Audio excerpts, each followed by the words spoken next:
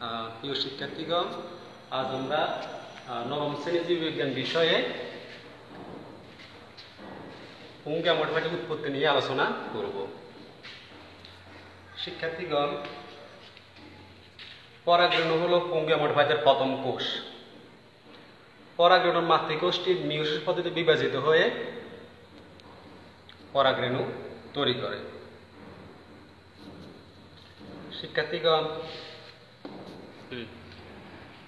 শিক্ষার্থীগণ, পরাগরেণুর নিউক্লিয়াসটি বিভাজিত হয়ে একটি বড় কোষ এবং একটি ছোট কোষ সৃষ্টি করে।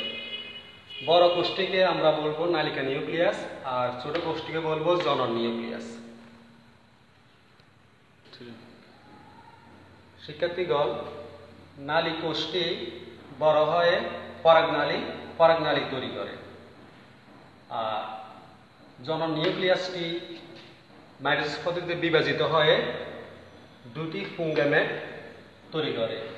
দুটি পুংগ্যামেট অর্থাৎ শুক্রাণু তৈরি করে। এই পুংগ্যামেট হলো পুংগ্যামেটোফাইট।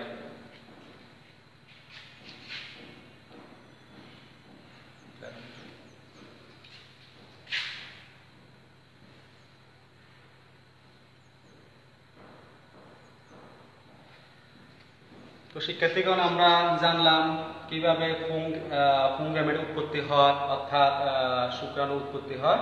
আমরা পরবর্তী ক্লাসে ডিম্বাণু কিভাবে সৃষ্টি হয় তা নিয়ে আলোচনা করব। আজ এই পর্যন্ত। ভালো থেকো, সুস্থ থেকো। আল্লাহ হাফেজ।